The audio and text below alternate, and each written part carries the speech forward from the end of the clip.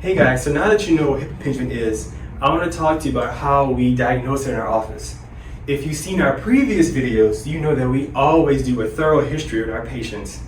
Getting a good history is the best way to find a proper diagnosis. And what we know by hip impingement is, if it goes undiagnosed for a long period of time, it may require surgical intervention. So getting a diagnosis right the first time is great for us and great for the patient. So hip impingement, we want to know about our patient's symptoms. Typically in hip impingement, we'll have a dull or achy pain. We want to find out the pain is in the front part of the hip. As the pain progresses, it'll lead into the groin area. On top of that, the patient will have pain when they're doing certain activities. So if the patient's sitting for a long period of time, they'll have pain, called hip impingement. If the patient has pain going up and down stairs, we think hip impingement.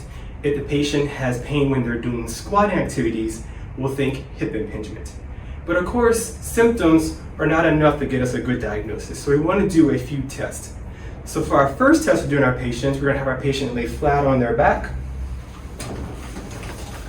And this test is just for general hip pain, and it'll help us guide us to our next test. What we're going to do here is just bend the knee. We're going to put our ankle on the knee.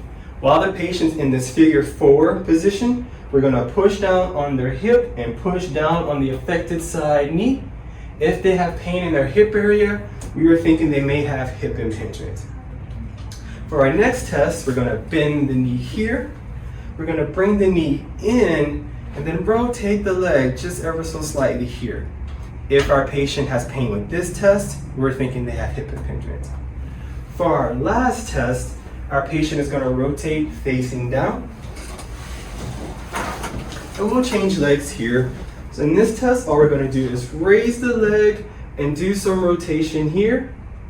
If our patient is having pain with this test, we're thinking the patient has hip impingement.